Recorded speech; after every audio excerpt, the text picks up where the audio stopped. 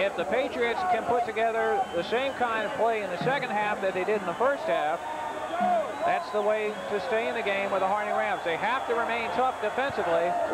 And Harding may have come into this game just a little bit overconfident. Let's see if we see a difference in their defense here in the second half, especially in the department of pass defense. They have had problems with that in the first half. Independence has moved the ball rather well with their passing game. So let's see what kind of adjustments the Harding Rams defense could make.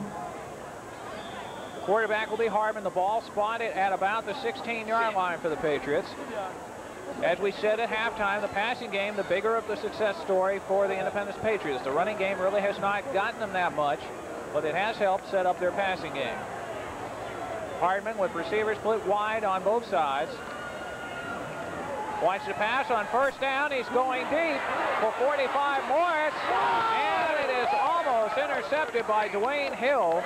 Number 33 had the coverage on Morris. Morris actually did a good play as he went from receiver to defensive back on that play and helped break up what could have been an interception. So the Independence Patriots, Randy, on first play from scrimmage, come out throwing. It's a play action once again. Hardman rolling out to his right, going deep on the play. Good play there by the defensive back, Dwayne Hill. Rusty Jester's Patriots coming out saying, hey, we're not going to be conservative. We're going to go after you. Well, this time they go on the draw, and losing his footing is Harrison. Harrison got it out to about the 18, maybe the 19-yard line before he fell down. Had he not lost his footing, that could have been a much bigger game. Ended up with about one, that's all on the game. And it's 3rd and 9 for the Patriots. Like to throw the ball in the backfield to Harrison. He's split out to the left side here. Let's see if they go that way this time. No, going to go the other way. And the receiver slips and falls down, and luckily for luckily for Michael Hardman and company, the pass was not picked off by Dwayne Hill. Oftentimes, when the receiver goes out on the pattern and loses his footing, that leaves the defensive back wide open to make the interception, but that time the pass was far enough out in front that Hill couldn't get there. So some footing troubles affect the Patriots as we start the second half. And they'll have to punt away, fielded by number 3, Hart, at the 45. He advances it to the 42. And it will be first down and 10, the Harding Rams at that point. So Harding will be on offense for the first time in the second half. And we see a contrast in the field position already. First possession, Patriots get the football deep in their own territory. That's a long way to go against the tough Harding defense. Harding gets their first offensive possession already starting out in Independence territory, and that makes a big difference. And very early on, the Patriots are, the defense is put to the task here early in the second half. And they come up with a good play. Byers tried to come to the near side, did not get away. In fact, may have actually lost a yard on the play. It was a good tackle made by Dean Brakefield, number 1. They're going to mark it saying that he got maybe a half yard, or lost half yard rather. Brakefield's been on quite a few tackles tonight. He's had a good game. Brakefield and Bo Donaldson, number 5, 2 defensive backs, have been in on a lot of tackles. Sometimes you don't like to see that, though, because you wonder where are our linebackers in our line. They decide to keep it on the ground again. Byers with the carry, and he gets a short gain.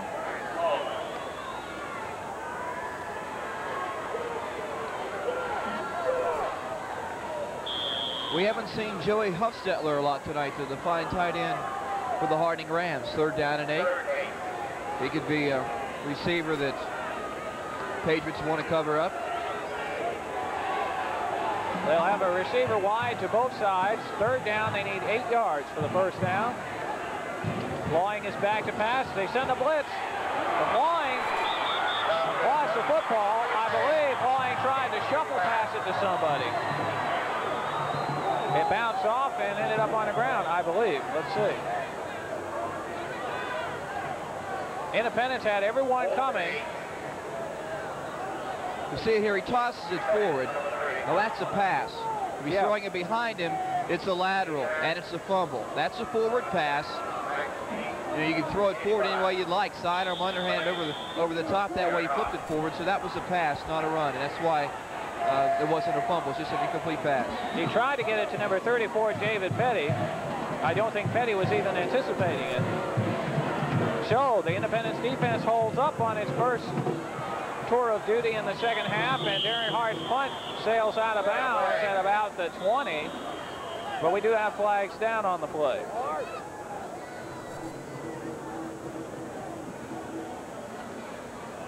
So we'll have to wait and see what the indication will be. It's 4th down and 8, so a 5-yard penalty against Independence wouldn't give Harding a first down if it is an offside or a legal procedure penalty. The flag was thrown immediately, so I sort of wiped away any chances of a holding penalty. Got illegal procedure against the offense. We got a face mask against the defense. Offsetting penalties, still be 4th down. And there you heard it, penalties against both sides on the play. And so they will offset one another, and it will be a replay of the down. And Darren Hart will try to punt it away again and see if he can get a little bit better punt off the second time around. Hart hasn't punted the ball too well tonight, but he's a fine punter, just having a bad night so far. Good punt could really pin Independence up here in the second half. He'll try to go for the sideline, try to kick it out inside the 20. Didn't do it, straight up in the air.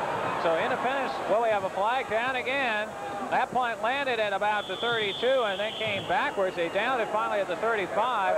It only went about 10 yards. Well, 4 yards. Line of scrimmage is the 39, so a 4-yard punt. Had a penalty against Harding, so they will decline that, I'm sure. Yeah. Big break for the Patriots. You know, they were worried they probably have to start a drive inside their 20. They're going to have outstanding field position. The Patriots are a very hungry football team. You see the indication. They wave off the flag. It'll be Independence football at their own 36-yard line. The Patriots lost the season opener to this Harding Rams team 28-0. And they came into tonight's game big underdogs.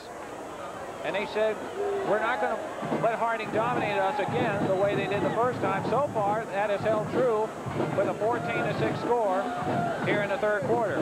But let's see if it can hold up. Misdirection play, but stopped cold in the backfield. I believe that was Patrick Mack, number 25, that got the call. But back there were a lot of Ram defenders, and leading the way makes number 42, Michael Barber. One of the players that was all-conference for the Harding Rams, and they had 8 players altogether, which made the all-conference team. So mark it a loss of about 4. It'll be 2nd and 14. Barber made the tackle, but once again, an outstanding play by Vincent Guy, the defensive end. He created contact as soon as the ball carrier got the ball. Well, Hartman that time threw the ball far short of anybody. I don't know if somebody hit his arm or what on that play. 82, Jeff Wilson had knocked the defender out of the way and started to approach the quarterback just as he threw it. Yeah, from here I believe Wilson hit his right arm. We'll see here on the instant replay. Yeah, got him on the follow through. And that was just enough to turn the pass into a lame duck. And Barber almost was there to play center field, but it will bring up 3rd down now. They need about 15. Very big play for the Independence Patriots.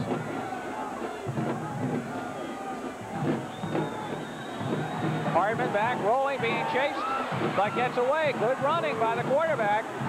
They finally bring him down, but not until he gets out to the 45.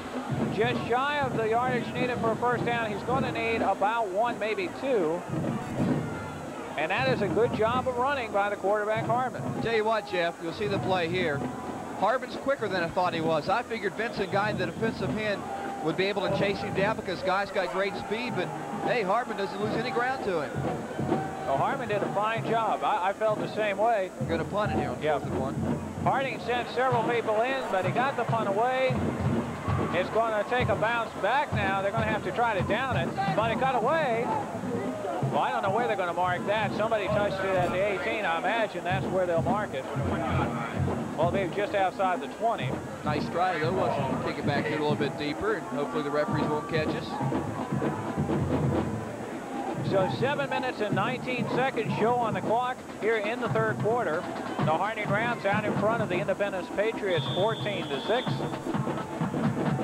Both of these teams hope to advance to a playoff game next week. The winner of this game will play against the winner of the Ashbrook A.L. Brown game, which is also being played this week. A lot of pressure applied on the quarterback, and an defensive back really put pressure on 84, the wide receiver, but the defensive back took the worst end of that one. Harding very lucky that Gene Brakefield didn't come up with an interception and run unmolestedly into the end zone for a touchdown, because there was outstanding pressure. There's Vincent Massey. Maybe it was number 7 Massey, number 1 Brakefield in the play, but the pressure comes from up front. You'll see Loring here being pressured by number 55, and it is Massey, number 7. That was Cliff Graffy applying the pressure. Loring back to pass, sets up the screen to David Petty. Petty, good hard running, out across the 30 to about the 34. That will be enough for a Harding first down. So they send the pressure on Loring again. Loring says, okay, we'll try it again. Send pressure this time, and we'll take care of it. And we're going to burn you with a little screen pass, right. A little swing out of the backfield. There you see it again. See the defensive end rushing from the outside. There's no one out there, except big number 77 leading the way. Shaft Hunter, 6'1", 230. He's no match for a defensive back.